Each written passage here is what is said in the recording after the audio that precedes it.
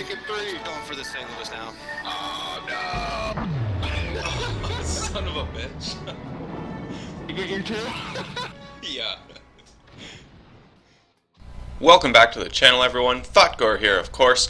And today we are going to take a look at a replay in the Congo. Yes, but before we do, we have had a winner to the riddle that was posed to you guys here. So we have a winner for the contest. So if you recall, the winner itself was, there is a man in an 8-inch thick concrete tube that also has 3 inches of steel plate armor on top of the concrete.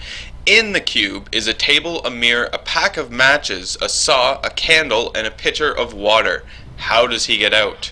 So, Chris has sent in a response here which was correct. He was the first person to send in the correct response, and I've contacted the winner, letting him know that he won and asking, of course, what he would like from the premium shop. But the answer to the riddle anyway is that he looks in the mirror, he sees what he saw, he takes the saw, he cuts the table in half, 2 halves make a hole, and he climbs out of the hole.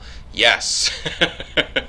So, there is our winner for the riddle contest. Chris, congratulations to you. Be sure to send me an email with your World of Warship name and what prize you would like from the premium shop. I'll then forward the information to Pootahead, and Pootahead will then credit it to you. Remember, it's $30, $30 US dollar value of anything in the premium shop that you would like. So, congratulations once again. Getting into the replay. Now, when I was going over this replay, I mean, first of all, you notice I'm in the Congo and grouped up with Rommel today. So, when I was looking through this, over this replay, I was considering whether or not it would be an epic comeback video. I don't think it's necessarily an epic comeback. It is definitely epic defense, though, for sure. So we're on straight. We started in the southern end, and we have the job down here of protecting our base, right? Protecting the base, defending it from the enemies that also started on the south. Down here, I've got myself with Rommel in another Congo. We've got a cruiser, rather 2 cruisers with us, and 2 destroyers. So it's pretty good. I mean, we're looking all right. And the battle just started. Now, up top, those people up there, they play a great game this battle as well. The defense is only good if there's an appropriate offense taking place to actually win you the game, because you can't, well, I mean, I guess you can play defense and win, right, when there's multiple caps. And even in this sort of cap configuration, you can kind of play the defense. But anyway, it's the people up top, right, who are on the offense that are going to who we are relying on, basically, I should say. And down here with our defense, it's all up to us to prevent the enemy from actually coming in here into our base and capping it out. So, with that in mind, just remembered Rommel is not in a Congo, he's actually in the Omaha, yes. Anyway, so you can see I do have enemy battleships off in the distance. There's an enemy Phoenix over there I was eyeing down as well, because I figured I'd get some nice shots at him, but he's not really angled well towards me. This Congo, though, definitely is, so I start taking shots off at the enemy Congo off in the distance. Now, I'm sure that, by this point in time, most of you have probably tried or seen the Congo in battle, right? I really enjoy this battleship at Tier 5. One of the main reasons why I enjoy her so much is her speed. And historically, the Congo actually isn't even a battleship. It was technically a battle cruiser, right? Originally purchased and manufactured by the British as a battle cruiser, and then later on the Japanese did extensive modernization to the Congos, and we have the versions we see in the game, or at least the earlier versions we see in the games now as well. So that attributes a big deal for me as to why I just enjoy the ship so much. Just fast and maneuverable. I can really get around on the map here and go to the places I need to go in relatively quick time. And I mean, especially given the range of the Congo, usually you're going to be able to fire on basically anything anywhere in the map as long as you're positioning yourself correctly. That being said, the Congo is only at Tier 5, so she definitely does have some dispersion issues and accuracy issues. But other than that, when you do actually land a shot, they're pretty good. So you can see I'm firing off at an enemy cruiser off in the distance there. I believe it is an Oba. We managed to do quite a bit of damage to her, and if we can just finish her off, that would be fantastic. It's only going to leave then the two battleships over here, a New York and a Congo, that we're really going to have to deal with, for now anyway, right? So I'm lining up on the New York. The Oba is now gone.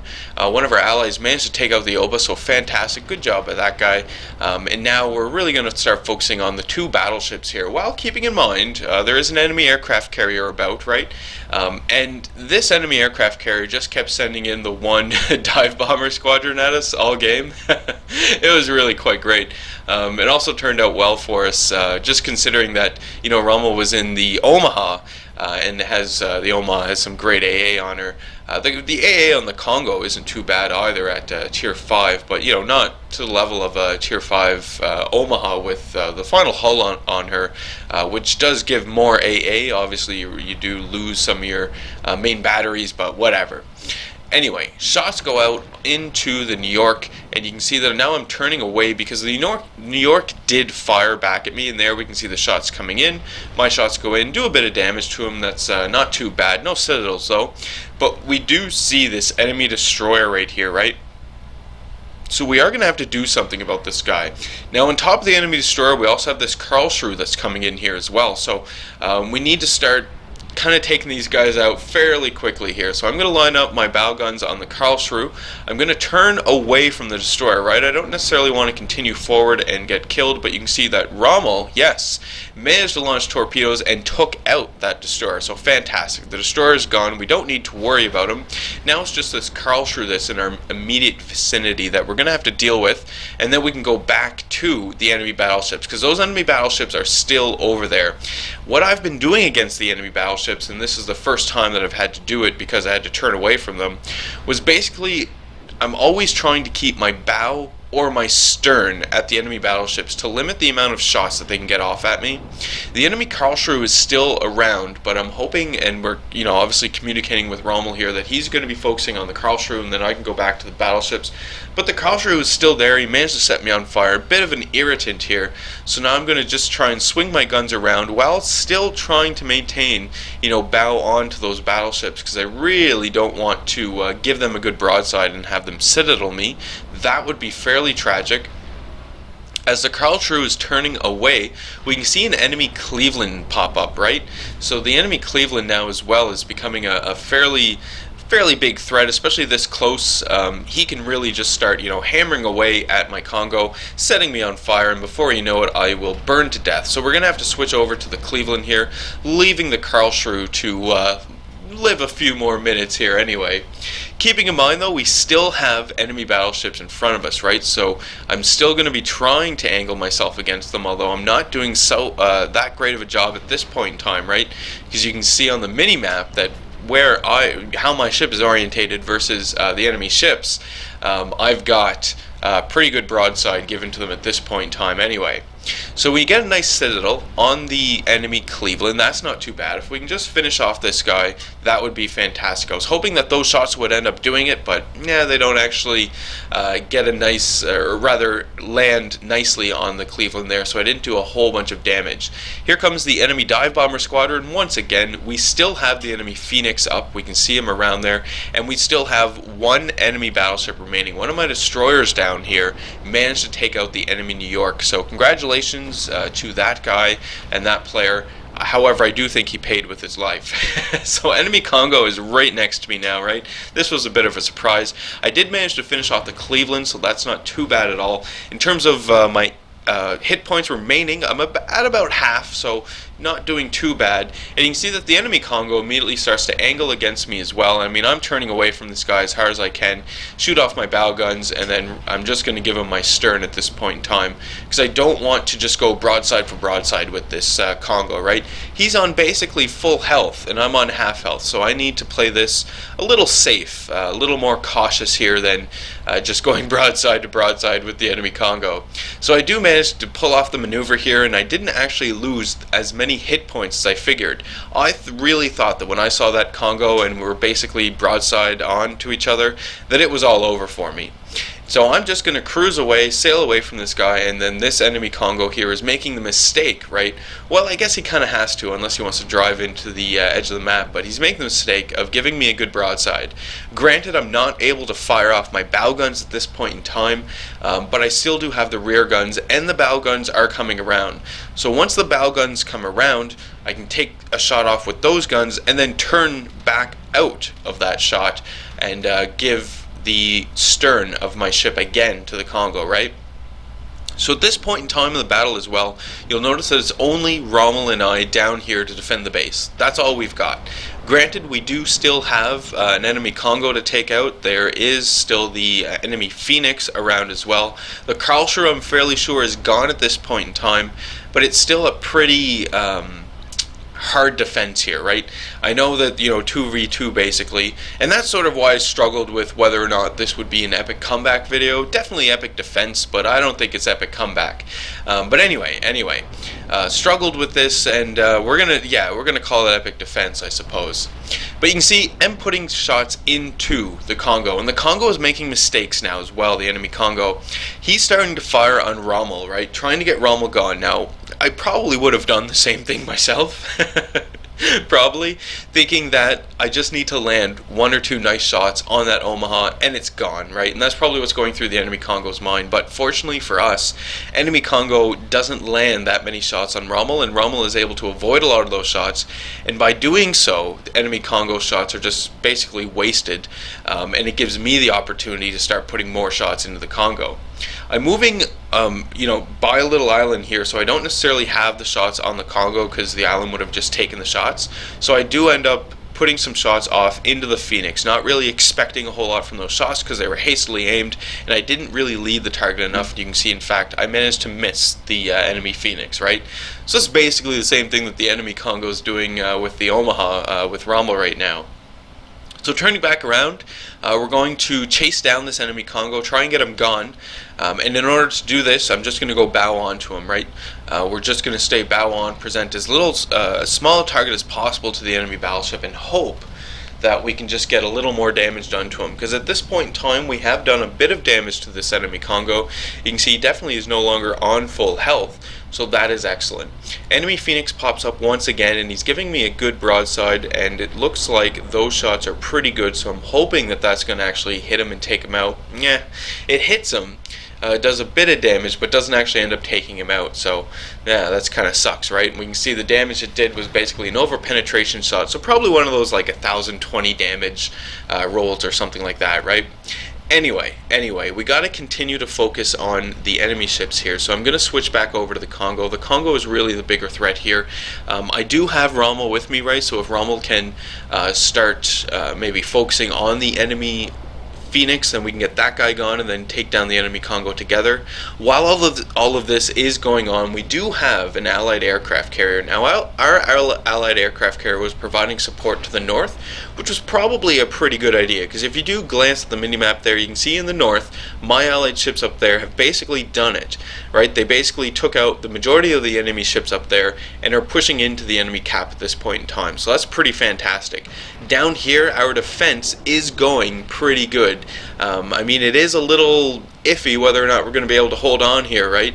But it is going pretty good. We just took out, or rather, Rommel just took out the Phoenix, so that is fantastic. Now all we have to do is worry about this Congo. The Congo is basically the last enemy ship down here in the south that we're going to have to deal with. So we're going to start lining up in this guy, and we're going to continue with the safe strategy of trying to keep either the bow or the stern to the Congo. If you look at the mini-map, though, I'm not able to do this exactly, and that is because there's islands in my way. So that salvo goes in and does a whole bunch of damage to the enemy Congo, about 11,000 in that salvo, so that's not too shabby at all. Rommel is closing the distance, and he has very little health. You can see it there, and there he goes. The enemy dive bomber squadron came in and took out Rommel, so that kind of sucked, but at least, he survived up until this point, because frankly, without him surviving up until this point, this wouldn't have been possible at all. So shots are coming in from the enemy Congo. We can see them there, but again, I'm angled pretty good against this guy, and he's giving me a fairly decent broadside, so I just start laying more fire into him, right? As much fire as I possibly can as the guns become reloaded. And then in between his shots, I'm trying to turn away from them, right? And you can see me doing it here.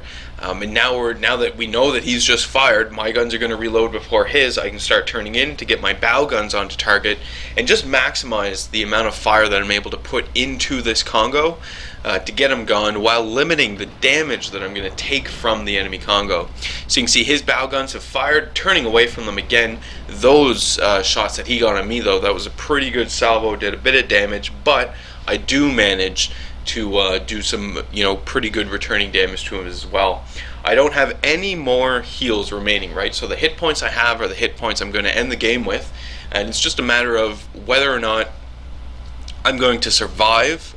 We are going to win this. I mean, it's looking pretty good at this point in time anyway, but whether or not I survive is the big question here, and I'm hoping to actually survive. There we go. Fantastic. I finally got a Citadel hit on the Congo, did a whole bunch of damage to him, and now he has very, very little health remaining. So I should be able to finish this guy off with another few salvos. But you'll notice I'm pushing up through the channel at this point in time, right? Because I didn't know that I was going to get the Citadel. I thought we were going to duke it out, and I decided to play it safe. I decided just to retreat from our base because there was no way that the Congo was going to be able to cap it in time before we cap his base, right? So that's what I'm doing basically. I put a few more shots out into the Congo, managed to hit him, didn't actually kill him, but it doesn't matter. Battle is over, and we have won. So that was a really great battle. Got the old Dreadnought for the amount of heals that I was able to pull off here. Did manage 1 kill, 3 Citadels, and you can see on the team list, Rommel and I were first and second place, right? His defense and my defense it was amazing. And that's basically all you need to do when you're in that sort of situation with the two enemy caps, or with the two cap zones, right?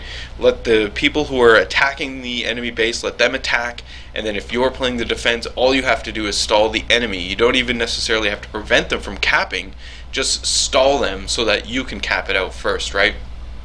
Anyway, that is today's video. Do hope you guys enjoyed it. On a side note, I have been playing a whole lot of this other game as well that I'm really enjoying, Grim Dawn. I don't know if any of you know what Titan Quest is, but action RPG. Grim Dawn was made by the same people, a few of the same people who made Titan Quest, so it plays very, very similar. So if you guys enjoy action RPGs, I would definitely suggest checking out Grim Dawn. It is an amazing game. Anyway, that's my little tangent. So leave any comments you have for me in the video comment section below. Love reading those and responding back to them. Hit the old like button if you did like today's video. Hit subscribe if you are not a subscriber. Again, congratulations to our riddle winner, Chris. Be sure to respond back to the email, my friend, so that we can get your prizes credited to you. As always, folks, I do hope you enjoy the rest of your day.